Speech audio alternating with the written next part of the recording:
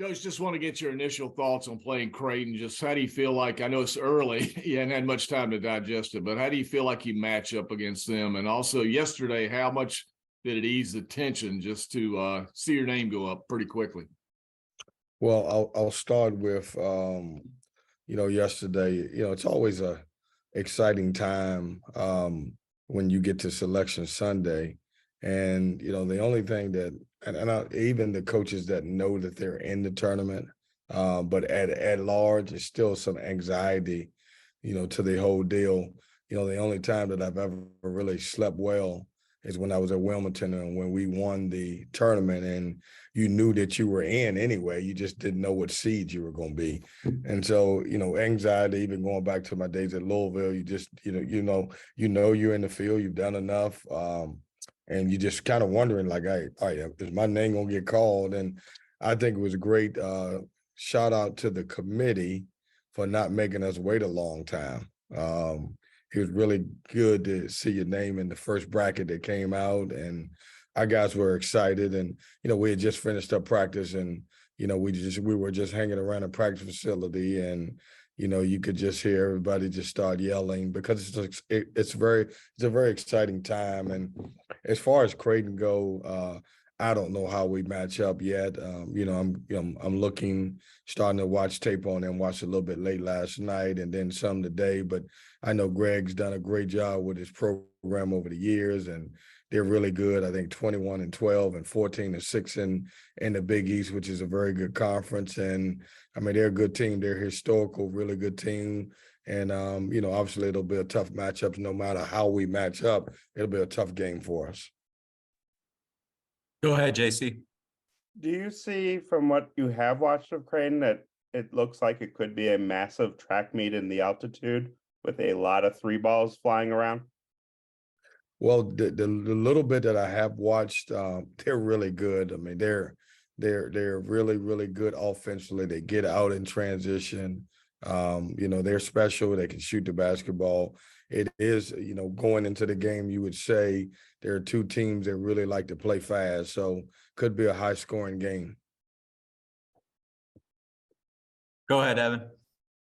Coach, from last year where you only had 11 wins and a 4-16 record to a year where you're now going to the NCAA tournament, I mean, what does that do for you emotionally? I mean, 'cause I know it's got to have been some kind of roller coaster, and it's, you're going from the hot seat to being one of the best coaches in the country. Well, you know what? We did a good job. Credit goes to staff and players that we recruited and the guys who were back in the program to absolutely flip the program. We had a really tough year that you never want to go through with injuries and just, things didn't click the way we wanted to. And, we went out and we addressed some of our issues. I had a bunch of new guys come in as far as staff and brought a lot of energy to the program. And, we kind of got our swag back this year, and it was really good to see that. And, it's good to be on this side of it. I'll tell you that.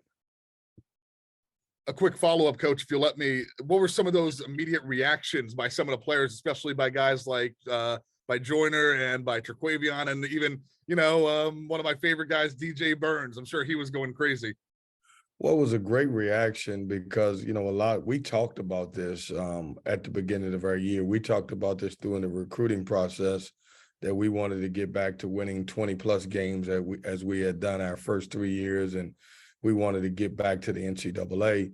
So it was validation that all of our hard work had paid off, and guys who came in and contributed to the program, and a guy like Terquavion Smith who decided to come back, that he was rewarded and get the opportunity to play in the the biggest tournament in basketball, and it was really excited about it. And our guys were pumped. I mean, DJ Burns is happy. I was so happy for Jarkel Joyner, who has been in college for a long time, but gets a opportunity to play in the NCAA tournament. And, I don't think we've had but 3 guys on our current roster that had ever experienced that. And that was a good thing, just to see everybody's excitement and know that they have that opportunity now. Go ahead, James. Yeah, Kevin, ACC had 5 teams in. I think Clemson, so a lot of people thought maybe they could have been in. Just your overall thoughts on how the league fared on Selection Sunday. Yeah, it's tough because I've been on the other side of that, and we have to, as a league, have to try to figure out. We got 15 really good teams in our league, and it's not to get 1/4 of your teams in. It's really tough, and it's been that way kind of more so. I don't know if it's because we went to 20 games, or I don't know if it's because the net or both of them happened at the same time. But as a league, we have to figure out how to get 7, 8, 9 teams into the tournament. The Clemson one's tough because, as you know, they're a really good basketball team. I think they should have been in the NCAA.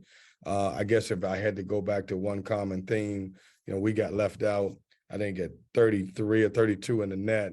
And I think one of the issues that we had, according to the committee, was our non-conference strength of schedule.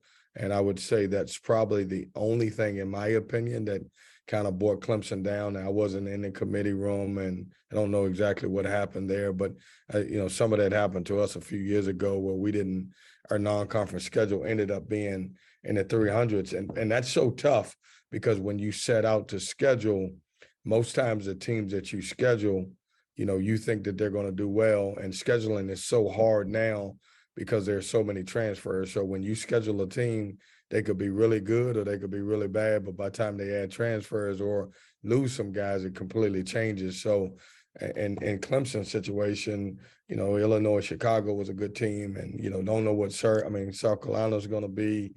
And then all of a sudden, some of those teams you think that's going to be really good don't perform well, and it brings your non-conference schedule down. I wish at some point we could focus on really December and January opposed to November and December because a lot of times you get dinged for what happens early in your season. Thanks, Kevin. Thank you. Go ahead, John. Good morning, Coach. I know that in ACC play, you obviously face a ton of big guys every week, it seems like, be it Armando Bacot, Derek Lively, Jesse Edwards. Creighton's got a 7-1 big man of their own in Kalkbrenner. I was curious this season, when you're defending a big man, is it just DJ one-on-one, or do you send the house to help him out? And on offense, do you try to stay out of the paint because you're worried about getting your shots blocked? Well, he's unique. I mean, I'm watching him, and we made a couple calls, and coming when he was coming out of high school, and I don't think we ever was really involved with him, but he is so talented. I think you have to be prepared for all different ways because of his ability. If he gets, I think at one point, and he may still be, he was shooting close to 70% from the field. He does a great job of posting up deep in the paint. He's really talented around the rim.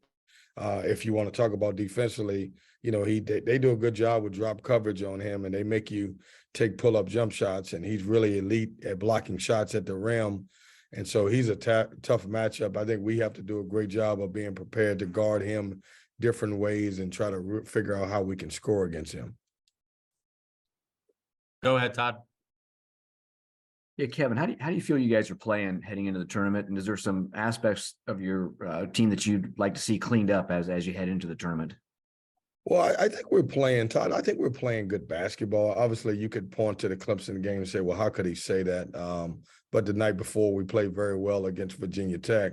I think when you get into a tournament situation, one of the biggest things is matchups and how do you match up against the team. And, if we play certain teams 3 or 4 times, we probably could be successful with the way we play. And I think a lot of times it comes down to matchups. And, Clemson for us was just a tough matchup. They were physical. They did a good job of gap protection and everything else. But I think if you allow me to throw away a couple of those games, I would say we're playing really good basketball.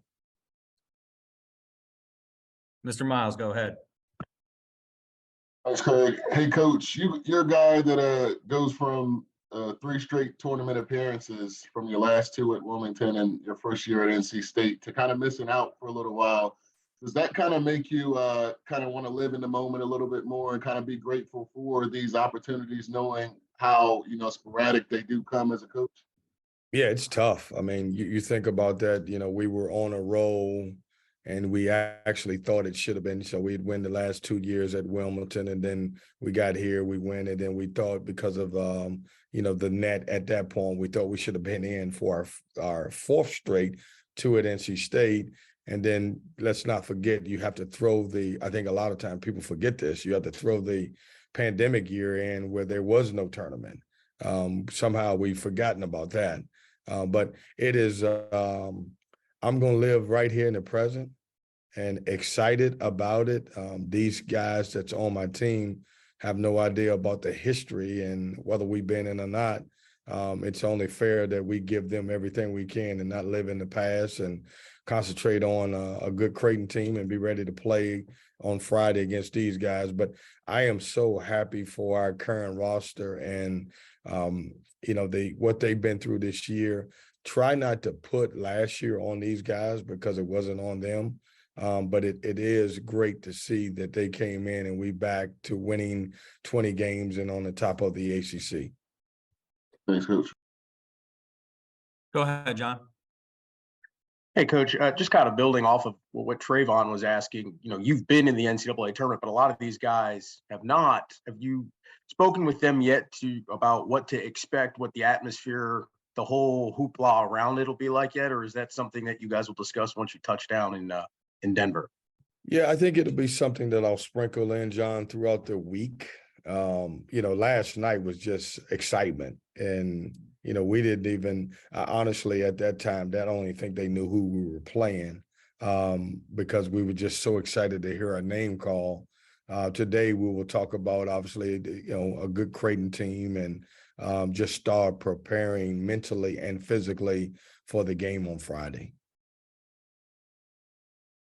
Go ahead, James. Kevin, I was just wondering if you had an update on Greg. Obviously, been at the tournament, maybe couldn't get one so quick, just a few days out. I don't have anything right now. He is still going to be a game time decision as far as Friday goes. Just we're hopeful. I don't know where that will land at. I haven't. We practiced yesterday and he was not a part of practice, but that doesn't mean he couldn't be available on Friday. And just to follow up, playing in that altitude, do you go out there any earlier? I don't know if there's a set schedule you have to take, given it's the NCAA tournament. I mean, what's the plan with that?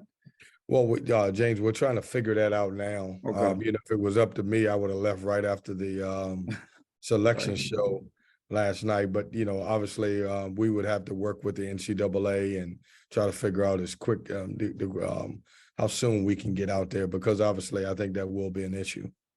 Thanks. Go ahead, Evan. Coach, you mentioned that preparing mentally for this game. Is that one of the hardest things about this and the tournament, is going from a mode of celebration right into getting back in that combative mentality, ready for the next game?